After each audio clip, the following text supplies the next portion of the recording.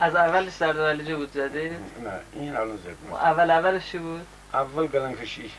نه این اول. این الان که کلا کلا سردار علی بود.